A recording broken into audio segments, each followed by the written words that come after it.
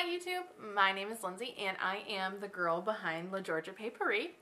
Usually I do scrapbooking, card making videos, but this video series that I'm about to start is very different.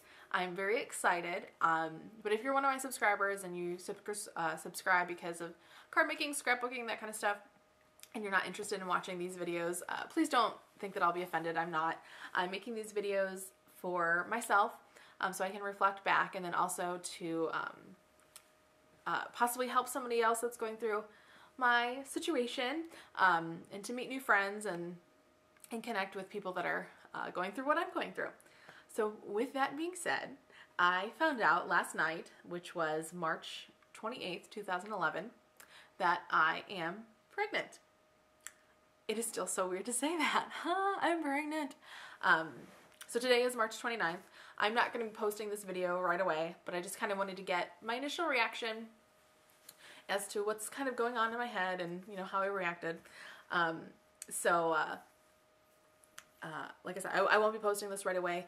By the time you see this video, I will be much further along in my pregnancy, but hopefully I will continue to do update videos, you know, once a week or whatever, you know, just kind of explaining, you know, what's going on in my pregnancy and whatnot. I've never done like a vlog before, so this is uncharted territory for me, so I'm really excited about it. I've seen other pregnant ladies do it on YouTube, and I thought I would try it out as well. So I've got a couple of things listed that I want to kind of point out and touch on in my first pregnancy vlog. I've got to come up with a cute like name for this series too. Hopefully I'll be able to do that. So how I found out that I was pregnant. Well, I really didn't think that there was any chance that I was pregnant this month. And I will get to that in a little bit. Me and my husband weren't like trying really, really hard to have a baby. We weren't trying to not have a baby though. I'll tell you that. But like, and especially this past month, I'll be honest, you know, we just, with our schedules and stuff, we didn't try that much, as opposed to like some other months. But, I guess that doesn't matter in the long run. I have been having some symptoms, but I think most of the symptoms could be attributed to any number of other things. They weren't all just, you know, pregnancy related symptoms. I think the first thing I really noticed was like Friday night. Today is Tuesday, so Friday night I was like exhausted beyond belief, so tired. And I did drink on Friday. And I drank one other night this month too. So shame on me. I had no idea. Obviously I will not be drinking anymore. I don't smoke, so that's not a non-issue for me. But yeah, ooh, bad mommy. But like I said, I didn't know at that point, and I had 3 drinks total this month. So I'm being honest and open with you guys. I think that's the best way to make these kind of videos. So there's my little boo-boo.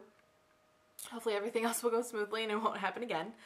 Although I did have a deli meat sandwich yesterday before I found out too. So again, I won't be eating that anymore. Now I know all the do's and don'ts.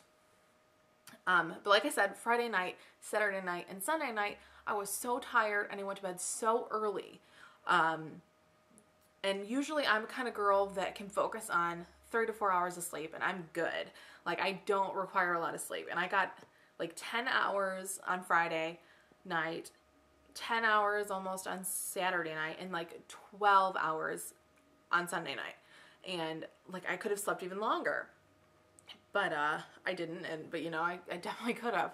And then I started having breakouts everywhere. And my face, I have terrible skin on my face in particular. So that, you know, was like whatever. And I really don't have that much going on my face right now. But I had some on my chest.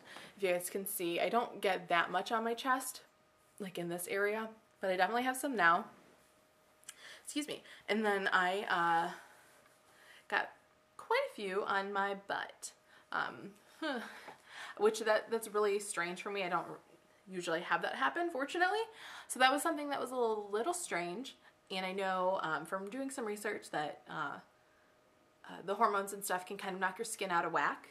And then I've had a runny nose for the past couple of days on and off. On Saturday or Sunday, I can't remember. My boss has been sick or had been sick. So I thought I was getting sick and I was going to have, and was getting what she had. And so I told her, and she's like, oh no, did you have the sore throat? And I'm like, no, my nose is just really stuffy and it won't stop running. She's like, well, if you had what I had, then you definitely would have a sore throat. Like I said, I didn't. So, I didn't know. I was like, okay, well, whatever. But then by the afternoon, like, it was not stuffy anymore. It is again today, but that it is what it is. And then yesterday is when, like, it really hit me. I had really bad cramps, and I didn't have my period. And sometimes I'll get, like, a little minor cramping before I have my period, and my breasts will be tender. But, like, they really hurt. My boobs really hurt, and my cramps were really bad with no period. So I kept running to the bathroom, not because I had to pee or anything, just because I wanted to make sure that I didn't have it. So, you know, you didn't want to avoid that mess. So then at dinner, I was a little nauseous. So then I was talking with my husband. He was like, you know, maybe we should just test. Maybe we should just test. And I was really nervous. Really nervous. I wanted to, but I didn't. So he convinced me to do it.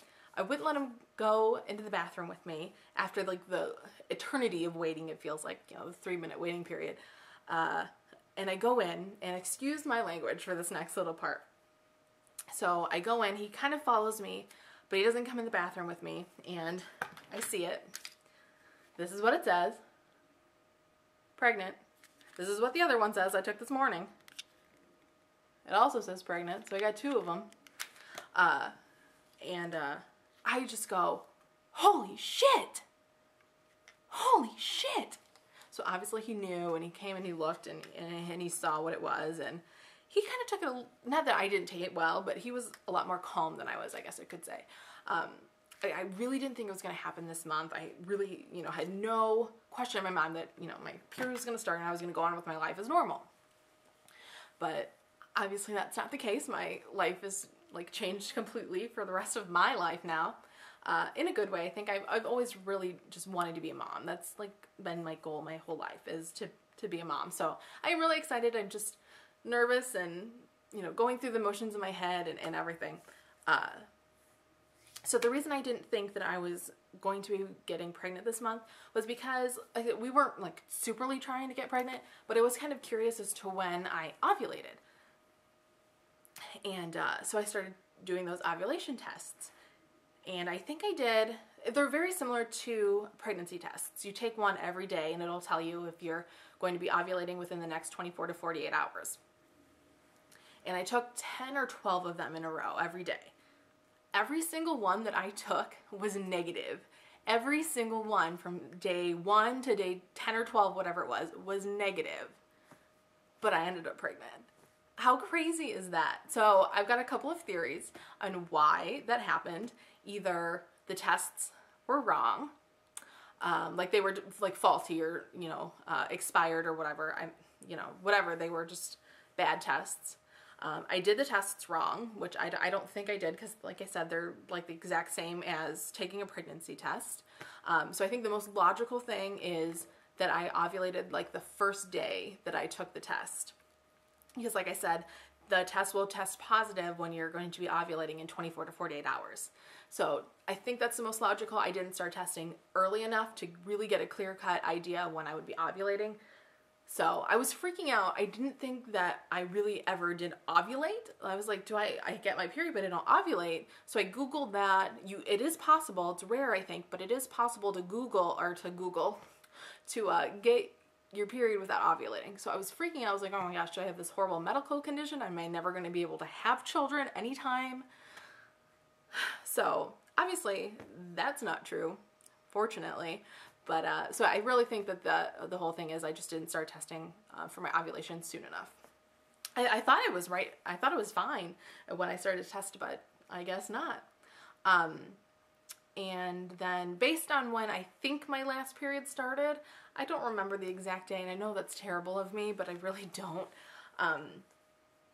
It was sometime at the end of February, so I found an due date calculator online, and I put in February 27th as my last start date. So you're technically pregnant you're technically not pregnant for like the first 2 or 3 weeks of your pregnancy, which is like really strange. So you are, but you aren't. Like physically you're not, but like on the calendar you are. So based on putting in like a February 27th start date, I should be due December 4th, 2011. So that's kind of crazy because it's really not like that far off. And whew, again, that's definitely going to change between now and then. When I go see the doctor, obviously I haven't done that yet. When I go see the doctor, it's going to be all different.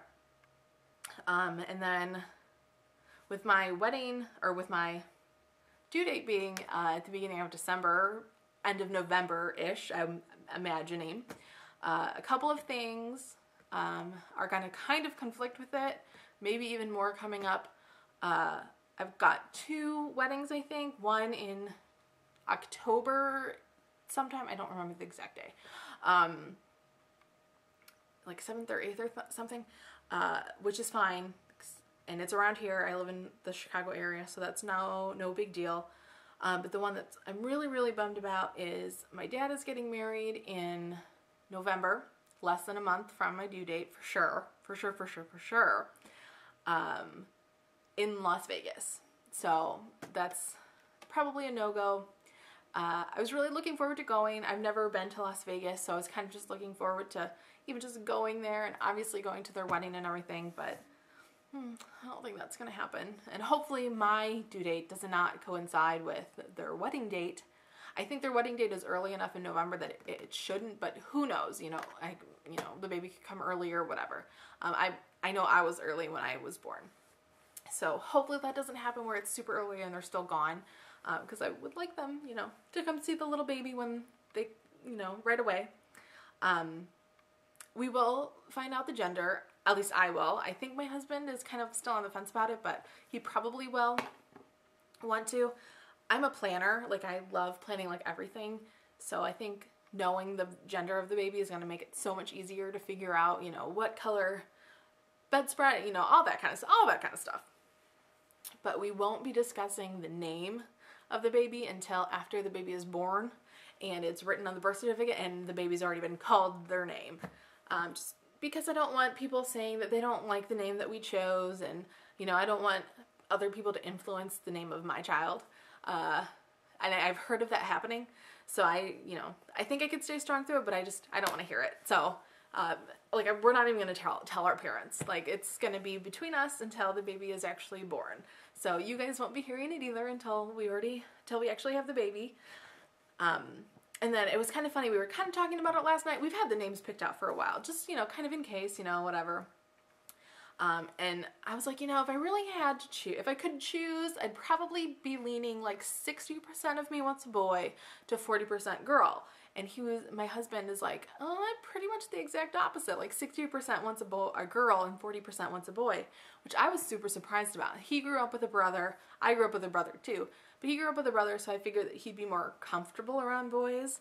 I was the oldest. I'm a girl, so I thought it'd be kind of fun to have my oldest child be a boy. So that's kind of where I'm thinking. So of course, we're gonna, be excited no matter what we have, but it'll just be, interesting. And, obviously, raising a child, if it's a boy, it's going to be different from if it's a girl.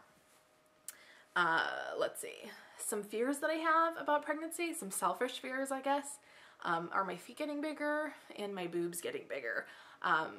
My feet, I'm 5'5", I'm not super tall, are like between a 9.5 and 10, and I already have trouble finding shoes that are going to fit, especially 9.5, because nobody hardly ever makes a 9.5.